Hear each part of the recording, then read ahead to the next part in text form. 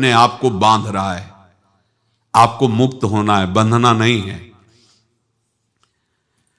जीव का जन्म कर्मों के अनुबंध से होता है, कर्मों के बंधन से होता है, और उसको अपना ऋण चुकाना होता है। कर्मानुबंध ये बहुत सूक्ष्म विषय है। जैसे आप जिस परिवार में जन्म लिए हैं तो उस परिवार के लोगों से आपका ऋण है, इसलिए उसी परिवार में आप आए हैं। और ऋणानुबंध उसको बिना चुकाए या बिना वसूल किए आप वहां से जाएंगे नहीं। आपको लेना है तो वसूल करना है, और देना है तो चुकाना है। ये पूर्व के जन्मों से निश्चित किया गया है। जैसे किसी के यहां पुत्र हुआ, जन्म से ही पैसा खर्चा शुरू हुआ, जो बड़ा हुआ तो उद्दंडता के द्वारा मार पूरे परिवार को क्लेश पर क्लेश देता चला जा रहा है। ये तुम्हारे कर्म का फल है। या ऐसे शक्तिहीन बुद्धिहीन ऐसे पागल पूरे जीवन सेवा करो, तुमसे अपना हिसाब चुकाने के लिए वो आया है।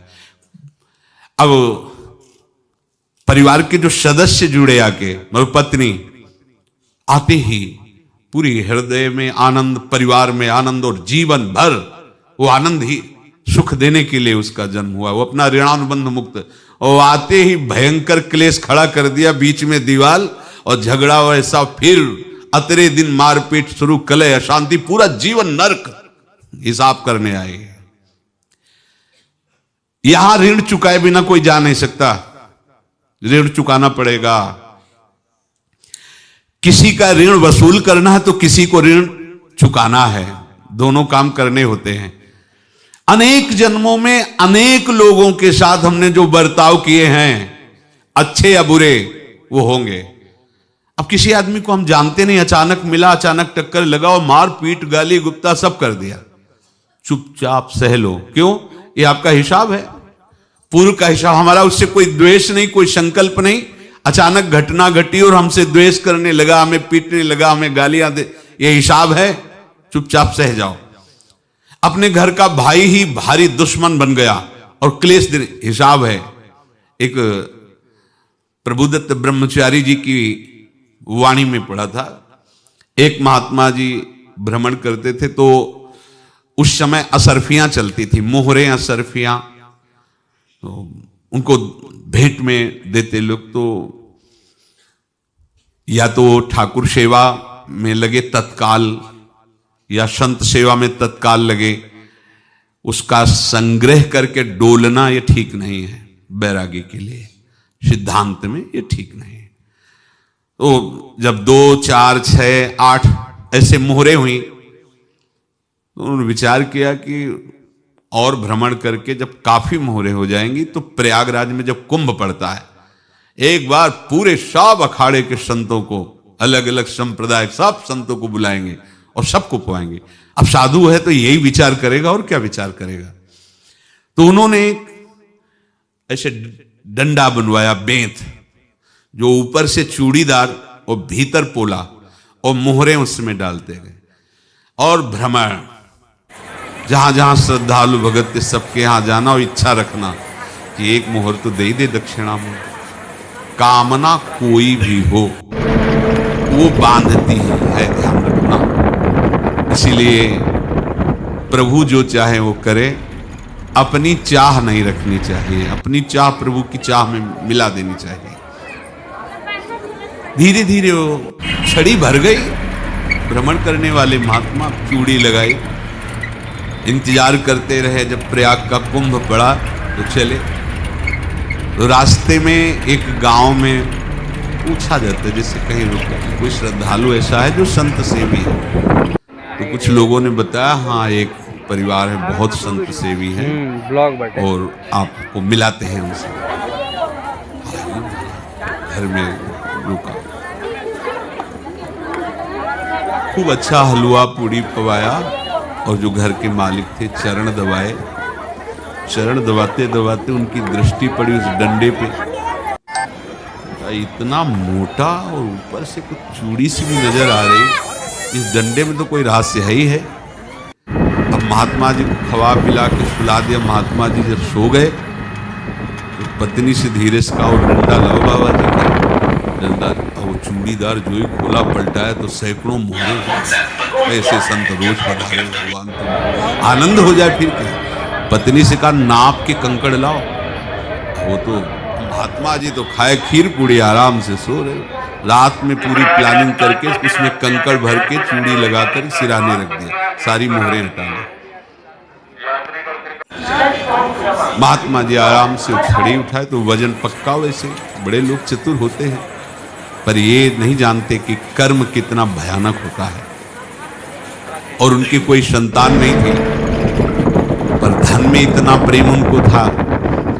बहुत सावधान रहे। साधु महात्माओं के पास जो अर्थ है, गृहस्थी अगर आता वहीं से है, पर अगर उसको जोर जबरदस्ती या किसी छल कपट से, तो वो उसका विनाश ही करता है। आज तक का प्रमाण है। अब उनको ये भाव पता नहीं होगा, या पता होगा तो लोभ के कारण वो उसको मान नहीं पाए होंगे। महात्मा जी गए प्रयाग में, किसी अखाड़े पर रुके और वहां प्रार्थना की कि कल जो है संपूर्ण अखाड़ों का निमंत्रण किया जाए और सब संतों को भोग पवाया जाए, उनको दक्षिणा भी दी जाए। महंत ने सोचा कि बहुत बड़ा है तो उत्सव है, क्योंकि प्रयाग में कितने हजारों संत महात्मा सब। उनका महाराज बोरों इसमें चीनी और तीनों घी लगेगा, सब व्यवस्था। बोले आप एक एक हिसाब हम करेंगे, हमारे पास सब व्यवस्था है। बोले कुछ तो पहले दे दो, इकट्ठे देंगे। उनको था कि अगर हम छड़ी खोला और दो चार मोहरे दी, किसी को पता लग गया तो गड़बड़ हो सकती। बोले हम भंडारे के समय आखिरी में सब कुछ आपको दे देंगे। वो अपने पास से पैसे लगाकर खूब जितना सामग्री सब लाए, लाखों की, और सब संतों को निमंत्रण कर दिया। संत जन निमंत्रित हो गए, भंडारा बन रहा है। तब वहां के महंत है, उनका देखो भंडारा भी बन रहा है, संतों को निमंत्रण। अब आप अर्थ की व्यवस्था कीजिए, क्योंकि इतनी बड़ी हमारी सामर्थ्य नहीं थी जितना हमने किसी तरह हमने व्यवस्था की। अब मुझे अर्थ चाहिए, तभी आगे की व्यवस्था बढ़ेगी। संतों को दक्षिणा देंगे और जिनसे अर्थ लिया उनको दे। देखो रसोई बन गई सब। उनका छत में विश्वास नहीं तो यार चूड़ी खोली। उनको तो था ना कि मोहरे हैं कंकड़, तो जिसे कितना उनको सदमा लगा होगा। हजारों संतों का निमंत्रण, रसोई बन, और संत हो के छल कपट। तो उनका महाराज आपने तो हमारा नाश कर दिया, जो महंत थे। अब बताओ रसोई बन गई, संत निमंत्रित हो गए और आप ये कंकड़ दिखा रहे हैं हमको। आपने तो हमें बर्बाद कर दिया, हमारी इतनी सामर्थ्य नहीं थी, आप पहले बता देते। संत होकर ऐसा छल कपट। अब वो बोले तो क्या बोले, क्योंकि उनको पता था कि मोहरे हैं इसमें। अंदर से उनका चिंतन गया उसी सेठ। अच्छा ऐसा धोखा हमारे साथ में भोगोगे। ये जो निकलता है ना भोगोगे, ये अकाट्य होता है। क्योंकि किसी का भी हृदय, मान लो किसी भी जीव जंतु को आप कष्ट दें और उसका हृदय आह भर जाए, तो वो आह वज्र की लेख है, तुम्हें भोगना पड़ेगा। वो भीष्म जी को भोगना पड़ेगा। सांप को ऐसे धनुष की नोक से उठाया और बबूल के कांटों के ऊपर फेंक दिया, कई दिन तक सैदा हुआ। वो आह भर करके मरा, तो आपको 6 महीने बाणों की सैया पर आह किसी की ना लेना जिंदगी। कोई ऐसा कोई आह भर करके कह दिया तुम समर्थ हो, हम तो कुछ कर नहीं सकते। वो अंदर से दुखी, फिर तुम्हारी सामर्थ्य काम नहीं करेगी, मिट्टी में मिला देगी। फिर ये तो संत थे और भगवत आराधना के लिए, संत आराधना के लिए ही ऐसा किए हुए थे। अब इनका कैसे मुंह दिखाएं? अब क्या करें? सुबह संत जन आएंगे, सबके बीच में हमारी कीदे बोलेंगे। अब क्या करें? गए और संगम में जाके छलांग लगाई, अपने प्राण त्याग। अब उनके तो पास मोहरे थी और व्यापार बढ़ा, और 9-10 महीने बाद ही लड़का हुआ। अब तो उनको कि संत फलीभूत हो गया। व्यापार चल रहा, लड़का नहीं होता था, लड़का भी हो गया। बड़ा आनंद छा रहा है। जब से वो प्रकट हुए और धन की वृद्धि शुरू हो गई। पढ़ाई लिखाई में उनके खर्चा हुआ, सब बस बीमारी शुरू हो गई उनके शरीर में। अब उसमें पैसा जाना शुरू हुआ। इतने आसक्त वो दोनों हो गए कि कुछ भी हो, व्यापार ठप, संपत्ति बेचना शुरू। तो उन्होंने कहा कि बेटा मैं क्या कर सकता हूं तुम्हारे लिए? बोले हमारी अंतिम इच्छा है प्रयाग चलो, और जितने प्रयाग में संत महात्मा सबको एक बार भंडारा करो। हमारी इच्छा अंतिम है, क्योंकि अंतिम यही इच्छा थी। बोले अब ज्यादा संपत्ति तो नहीं रह गई, तो बोले घर बेच दो, मेरे लिए ही तो है, बेच दो। मुझे लगता मैं बचूंगा नहीं, पर मेरी अंतिम इच्छा पूर्ण कर दो। घर बेच दिया, जेवर बेच दी। वहां गए, जब संत सेवा की तो बोले मुझे संगम तक ले चलो। संगम तक ले गए और बोले समझे तुम चुराए थे और हमने उसको छीना है, कुछ नहीं रह गया तेरे पास कुछ। अब केवल ममता और आसक्ति में जलकर मर और नरक प्राप्त कर। मैं वही महात्मा हूं जिसकी तूने मोहरे ली थी। महात्मा को जन्म लेना पड़ा और इनको दुर्गति भोगनी पड़ी। ऋणानुबंध होश में, ऐसा नहीं कि आप जो कर रहे हैं कोई देख नहीं रहा, कोई हिसाब किताब नहीं। जो कर रहे हैं अवश्य में भोक्तव्यम, बहुत सावधान। अनेक जन्मों में अनेक लोगों से जो कुछ लिया दिया है, इस लेने देने को मिटा देने के बाद ही तुम मुक्त हो गए। इसीलिए एक उपाय है, लेना न देना, मगन रहना। क्या? मालिक को समर्पित हो जाओ, मालिक को अपना माना हुआ समर्पित कर दो, खत्म। अहम त्वाम स्वरूपापेभ्यो मोक्षयिष्यामि, सब खत्म। आगे पीछे लेना देना सब खत्म। एकादश स्कंद में भगवान श्री कृष्णचंद्र जी ने कहा, जो मेरे चरणों का आश्रय लेकर भक्त मेरा भक्ति करता है, उसके पितृ ऋण, मातृ ऋण, देव ऋण, ऋषि ऋण, सब ऋणों से मैं मुक्त कर देता हूं। बस यही एक उपाय है जो इसके बंद करने का उपाय भक्तों के लिए है, वो यही है।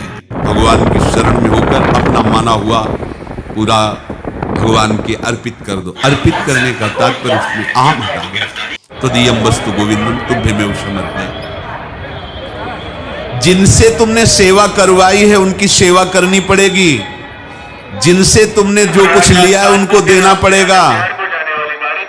ये लेने देने का व्यापार जब तक समाप्त नहीं होगा तब तक तुम्हारा जन्म मरण चलता रहेगा। अब आपको यहां समझना है, यदि आपसे किसी ने पैसे लिए बेईमानी करके नहीं दे रहा है तो आप उसको गाली मत दीजिए। आपने बेईमानी की थी इसलिए आपकी बेईमानी हुई है, लेकिन कोई बात नहीं है, बंधन से मुक्त हुए हैं। जो बोझा था चला गया। उसको ऐसा ना देखे कि ये बेईमान हमारे रुपए मार लिए, अब जो कुछ होगा देखेंगे। अगर आप आगे नया कुछ करते हैं तो फिर आगे का हिसाब आपको भोगना पड़ेगा, ध्यान रखना। ऐसा नहीं है कि आपको भोगना नहीं पड़ेगा। एक ही उपाय है कि अब जो शरीर धारण किए इसी में जो भोग ले, आगे ना होना चाहिए। तो क्या करे?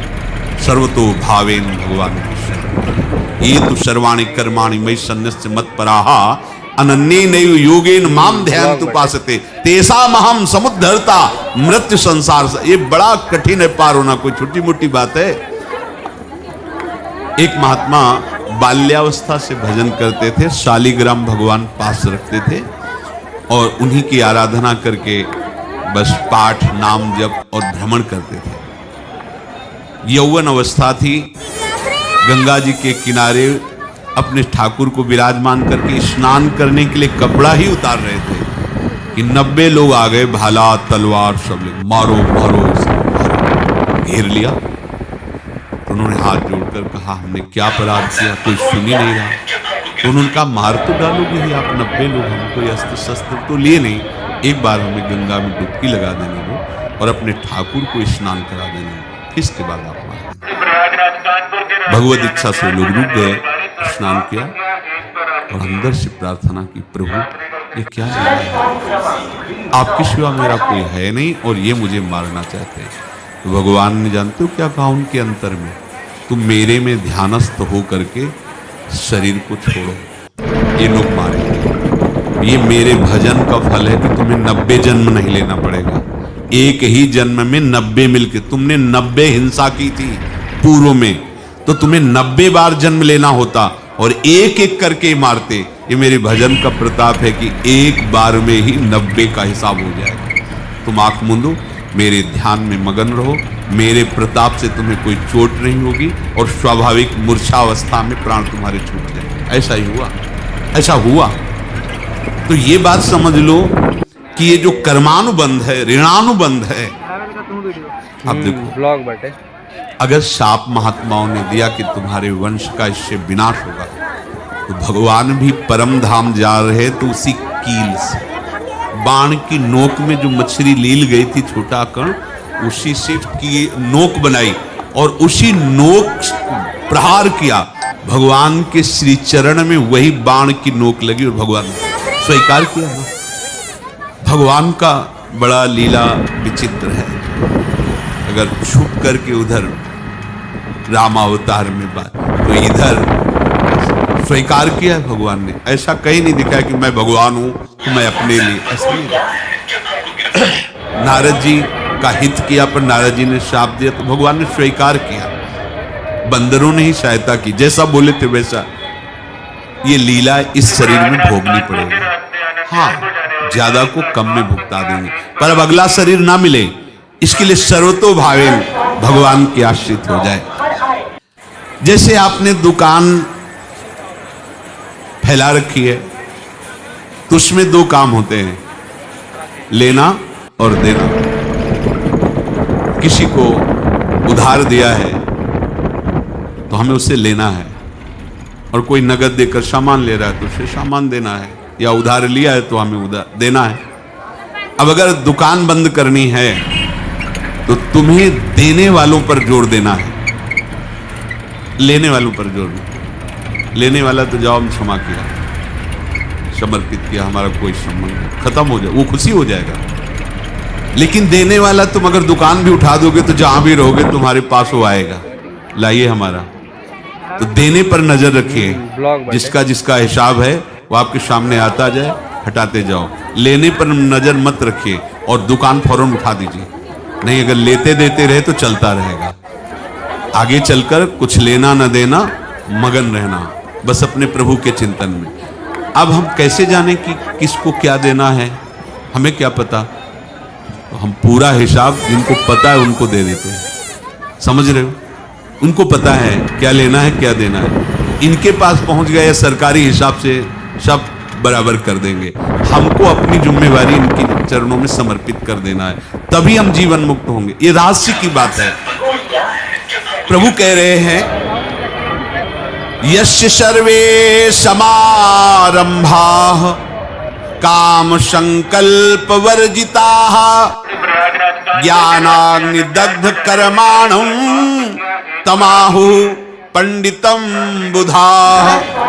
जिसके संपूर्ण कर्मों के आरंभ संकल्प और कामना से रहित हैं, तथा जिसके संपूर्ण कर्म ज्ञान रूपी अग्नि से जल गए हैं, उसको ज्ञानी जन भी पंडित कहते हैं, बुद्धिमान कहते हैं। पूज्य श्री भाई जी महाराज कह रहे हैं, जैसे वहां ज्ञानाग्नि से दग्ध कह रहे हैं, तो अपने वृंदावन वासियों का प्रेमाग्नि से सब कर्म संस्कार करने हैं। जिस समय आपके हृदय में भगवत प्रेम का प्रादुर्भाव होगा तो लेश मात्र कभी तुम्हें दुख नहीं भोगना पड़ेगा। प्रेम का प्रादुर्भाव होते ही दुख का नाश हो जाता है, महासुख।